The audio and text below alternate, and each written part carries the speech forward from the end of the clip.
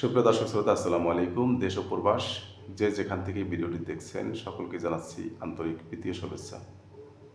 যেই দেশের শাসন ব্যবস্থা, বিচার ব্যবস্থা, নিয়ম নীতি ভালো থাকে না, সেই দেশ কখনো উন্নয়নশীল দেশের কাতারে পড়বে না, এটাই স্বাভাবিক।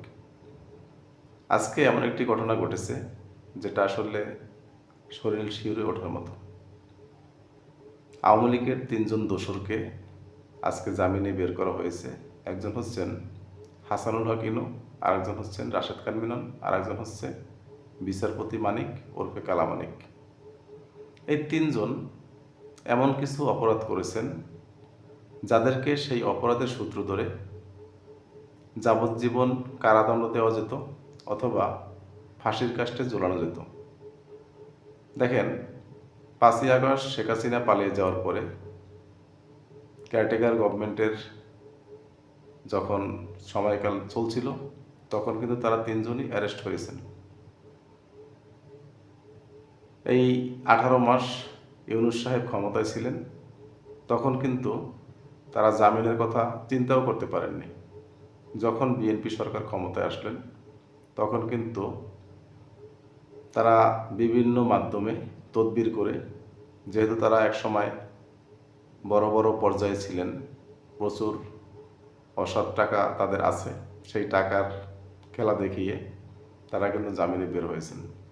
হাসানুল হক ইনু দীর্ঘ একটা সময় ফ্যাসিস্ট হাসিনার দোসর হয়ে মন্ত্রিত্ব পেয়েছেন। তিনি তারেক রহমান, বেগম খালেদা জিয়া, শহীদ প্রেসিডেন্ট জিয়াউর রহমানকে নিয়ে নানান কটূক্তি করার পরেও বিএনপির আইনজীবী অথবা বিএনপির শাসন আমলে তাকে কিন্তু বেকসুর খালাস প্রদান করা হয়েছে। এটা বিএনপির জন্য অত্যন্ত লজ্জাজনক এবং অশ্লীল সংকেত।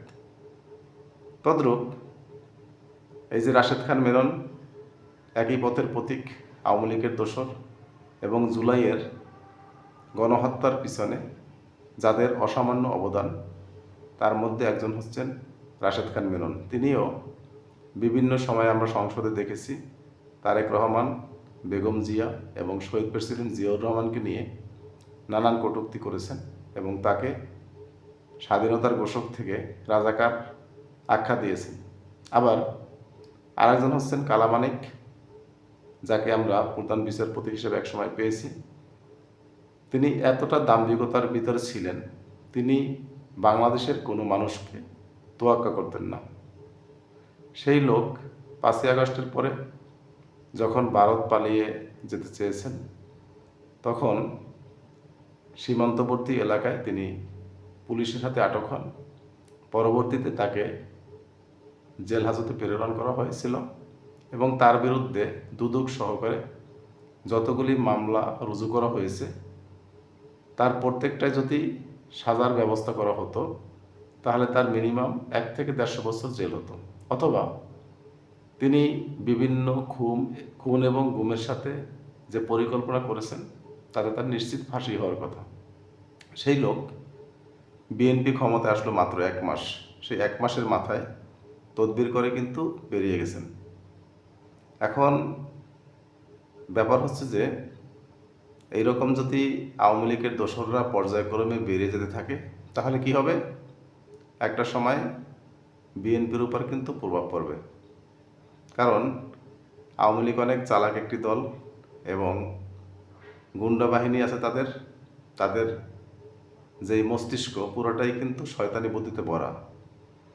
বিএনপি হয়তো কিছু নেতৃত্বদিন লোক আছে যারা আইনজীবী আছে বা বিভিন্ন পর্যায়ের উচ্চপদস্থ নেতৃবৃন্দ আছেন যাদেরকে ম্যানেজ করে টাকার লোভ দেখিয়ে তারা এখন হরহামেশা জেল থেকে বের হচ্ছেন। এটার কুফল কিন্তু বিএনপিকে ভোগ করতে হবে। আসলে আমি তারেক রহমানকে যতটুক দেখেছি বা তার কথাবার্তা যতটুকু শুনেছি তাতে তিনি অত্যন্ত সৎ এবং নির্ভীক একজন মানুষ, কিন্তু একটা এলাকাতে যদি একজন ভালো মানুষ থাকে তাহলে সেই ভালো মানুষ কিন্তু সকলকে নিয়ন্ত্রণ করতে পারে না। তিনিও সেই একই অবস্থায় আছেন। তিনি তার সকল নেতাকর্মীকে নিয়ন্ত্রণ করতে না পেরে এরকম পরিস্থিতি কিন্তু সৃষ্টি হচ্ছে। এটা বিএনপির জন্য অশ্লীল সংকেত, প্লাস আমরা যারা সাধারণ নাগরিক আছি আমাদের জন্য কিন্তু অশ্লীল সংকেত।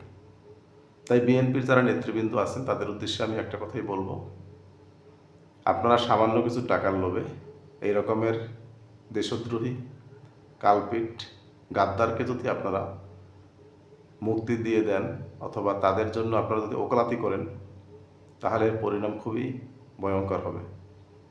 দর্শক শ্রোতা, ভিডিওটি আর লম্বা করবো না। আমার কথার ভিতরে যদি কেউ কষ্ট পেয়ে থাকেন অবশ্যই ক্ষমা সুন্দর দৃষ্টিতে দেখবেন, এবং আমার চ্যানেলে যারা নতুন যুক্ত হয়েছেন অবশ্যই চ্যানেলটি সাবস্ক্রাইব করে লাইক, কমেন্ট, শেয়ার করে দেবেন।